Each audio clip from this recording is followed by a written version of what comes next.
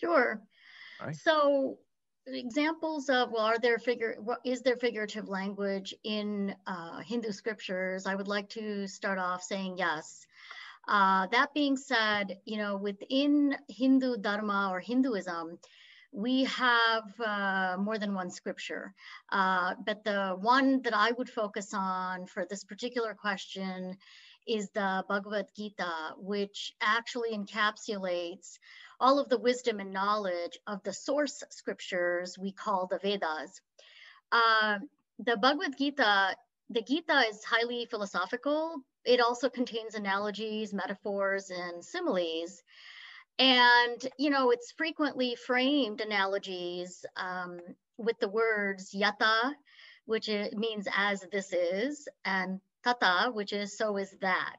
So the Gita was, just to give some context, within Hinduism, we can say that the entire knowledge system of Hinduism is categorized by multiple components, which are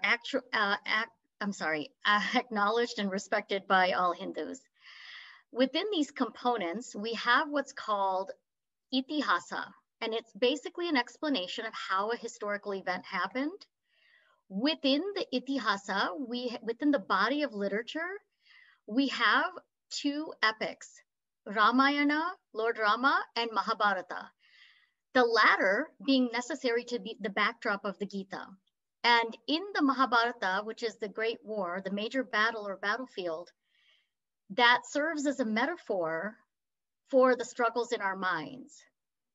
So in the Gita, we believe God provides a myriad of ways, various yoga philosophies to deal with what is happening with our ever restless minds. That would be the first example. The second example would be within the Gita, what's described figuratively would be, how do we understand our desires and attachments? How can we use our action and dharma to move away from our desires and attachments? So God likens the body with its openings, the physical body with its openings, to a city of 9 gates. The soul is likened to be the king of the city, whose management is carried out by the body departments.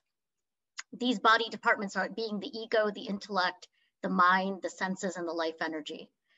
Now, back to a point that was made earlier, within Hindu, the body of literature found within Hinduism, in Hinduism, there are 3 levels of meanings within the scriptures found within both the Puranic, the literature, and what we would call the epics, the ones that I had just mentioned. Now, these levels of meaning pertain to the literal meaning. There's the figurative or moral meaning, and then there's also the subtle or cryptic meaning. But we also have to keep in mind that any given text is understood by people from 3 filters of comprehension.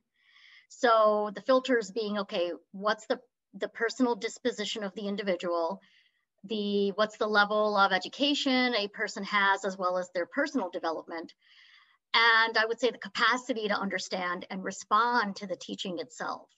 And then within that, we have layers of devotees who are not so interested in, they're okay with understanding the superficial level of it. Others who want to, deepen their understanding a little bit more of the rituals, and this would require more of wanting to know the text on a deeper level. And then those who are very advanced and they want to understand more of the deeper meanings and the cryptic teachings. And it all depends on how disciplined the person is, and that's one of the factors to take into consideration.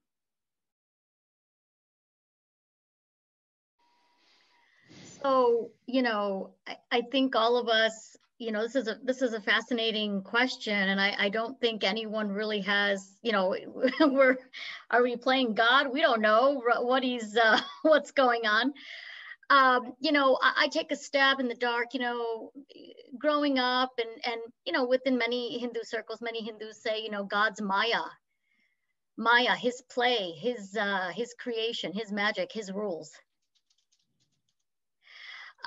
you know, from the second example I had provided from that first question, you know, human beings, and it's a little bit, you know, similar to what Mark was saying before, through his answer, human beings would be able to relate to the, you know, the exchange, to the situations happening in their own lives. They'd be able to relate in wording. But again, there are different, as I was mentioning before, there are different layers and levels to understanding scriptural knowledge. Based on both filters of comprehension and the type of individual, type of student, if you will, how dedicated, how committed one is towards pursuing the deeper meanings in scriptures. And not everybody is up to the task. It's just, it is what it is, you know.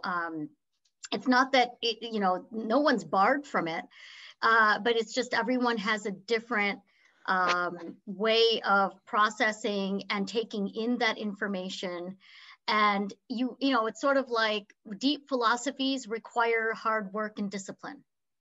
And knowing about life and God's work and who the Almighty is, it's not something where, you know, I mean, even for us here on earth, we have to earn. Let's say we get our bachelor's, master's, PhD, you know, MD. We have to earn it. It takes a lot of discipline, and it's giving respect. It's also part of that layer of symbolism is there too. I think there's symbolism. The actual meanings are there in the Vedas. The Vedas are clear cut. It's complex. You have to know Sanskrit, but the actual meanings are there. In other bodies of work, you see more of the symbolism, and you see some of the messages. I don't, you know, some can be cryptic. Others, I would say it's more of a symbolic situation. But I think it's also a test for human beings to really put in the time, effort, energy and be disciplined enough to get to that very valuable that information. And it speaks to the Hindu philosophy of getting to know the self. I don't want to say self is the same thing as soul, but it's getting to know the real self with a capital S. That takes very intense discipline, and not everybody who picks up the scriptures or any body of literature is simply going to get it. It's a whole process of being prepared mentally, physically, emotionally.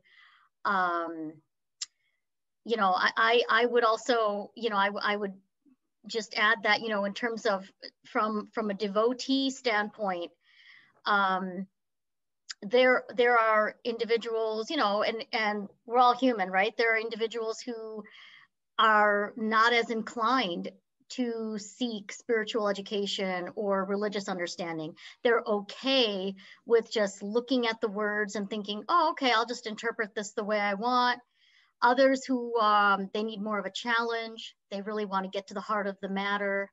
And then lastly, the true, the devotees who are very advanced. But again, this all speaks to, I think, giving honor to, you know, how far are we going to go? It's like God is looking at us. How far are you willing to go to really understand the deeper meanings? Because there's so many different people looking at scriptures, any scriptures. Take any faith. There's so many people are looking at the same information from different angles.